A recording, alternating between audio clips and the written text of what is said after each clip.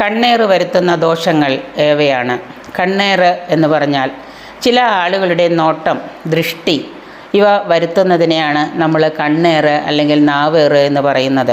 അപ്പം ഇതാണ് ഈ കണ്ണേറിലെ ഇപ്പോഴാട്ട പിടുത്തം കിട്ടിയത്. അപ്പം ഈ കണ്ണേറ് കിട്ടിയിട്ടുണ്ടെങ്കിൽ സംഗതി എല്ലാം നമ്മുടെ കണ്ണൊക്കെ ഏറ് കിട്ടിയിട്ടുണ്ടോ?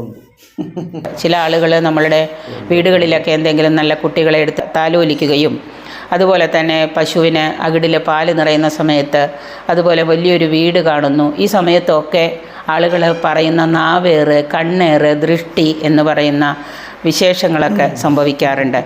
അപ്പം ഇനിയിപ്പോൾ ആരെങ്കിലൊക്കെ വരുമ്പോൾ കുട്ടികൾ എടുക്കണമെന്ന് തന്നെ പറയണം. അല്ലെങ്കിൽ കുട്ടികൾക്ക് ഇനി വല്ലതും പറ്റിയിട്ടുണ്ടെങ്കിൽ ഇനിയിപ്പോൾ അതിൻ്റെ പുറം എടുക്കാൻ പറ്റില്ല. പിന്നെ കണ്ണേറ് മാത്രമല്ല കേട്ടോ, നാവേറുണ്ട്.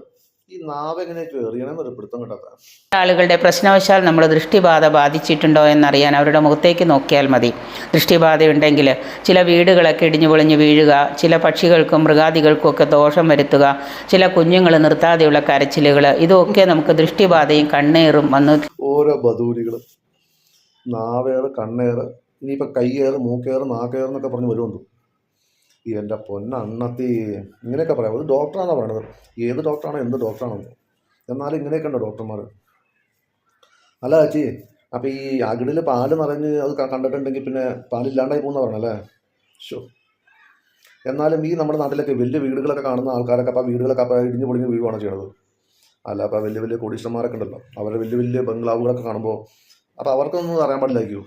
അവർ ചെറിയ വീട് പണിത് മുന്നേ പറഞ്ഞു കൊടുത്തായിരുന്നെങ്കിൽ അവർ വലിയ വീടുകൾ കാണാണ്ടിരിക്കാൻ വേണ്ടി ചെറിയ വീടുകൾ പണിത് വെച്ചാൽ അപ്പം പിന്നെ ഈ നാക്കേറും കണ്ണേറും മൂക്കേറൊന്നും ഉണ്ടാവില്ല. കരിങ്കണ്ണ്, കണ്ണ് ദോഷങ്ങൾ എന്നൊക്കെ നമ്മളിതിനെ പറയാറുണ്ട്.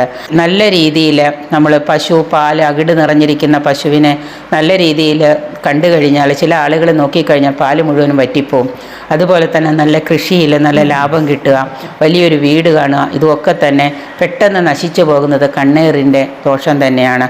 കണ്ണേറ് പറ്റിയിട്ടുണ്ടോ എന്നറിയാൻ ഒരു വീടോ ഒരു ആളോ ഒരു മൃഗമോ ഉണ്ടെങ്കിൽ അതിനെ കണ്ടാൽ തന്നെ നമുക്ക് മനസ്സിലാക്കാം.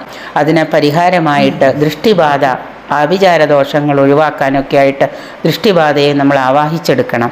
ഭദ്രകാളിയെങ്കിൽ അതെങ്ങനെയാണ്? ഒരാൾ കണ്ണുകൊണ്ട് നോക്കിയിട്ടുണ്ടെങ്കിൽ ആ പാലൊക്കെ പറ്റിപ്പോകും. അങ്ങനെയാണ് സുഖാർ നോക്കും. അയാളെ വിളിച്ചു വന്നിട്ട് ആ പാകിസ്ഥാനിലേക്ക് നോക്കിയിട്ടേ എന്തെങ്കിലും സംഭവിക്കാൻ പറയുവാണെങ്കിൽ ആ പാകിസ്ഥാനങ്ങ് ഇല്ലാണ്ടായി പോയത്. ഇനിയിപ്പോൾ നമുക്ക് ദേഷ്യമുള്ളവരോടൊക്കെ അങ്ങനെ ചെയ്യാമല്ലോ. ഇപ്പോൾ ഈ പാലൊക്കെ അങ്ങനെ പറ്റിക്കാൻ കഴിയുമെങ്കിൽ എന്ത് സുഖമായിരുന്നു. എന്നാലും ചേച്ചി അങ്ങനെ ഒരാളെ കിട്ടുമോ? ഒരാൾ കിട്ടുമോ? ചെറിയൊരു പണി ഉണ്ടായിരുന്നു.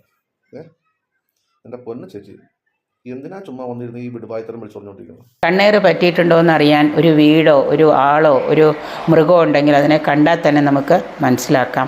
അതിന് പരിഹാരമായിട്ട് ദൃഷ്ടിബാധ, ആഭിചാരദോഷങ്ങൾ ഒഴിവാക്കാനൊക്കെ ആയിട്ട് ദൃഷ്ടിബാധയെ നമ്മൾ ആവാഹിച്ചെടുക്കണം.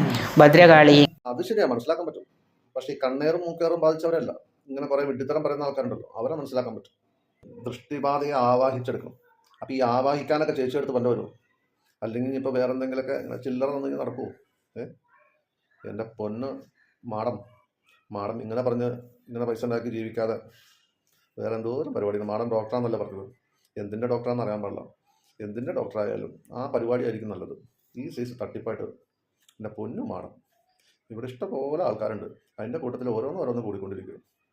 എൻ്റെ ദൈവമേ, ഇതൊക്കെ എവിടെ പോയി തീരുമെന്ന്.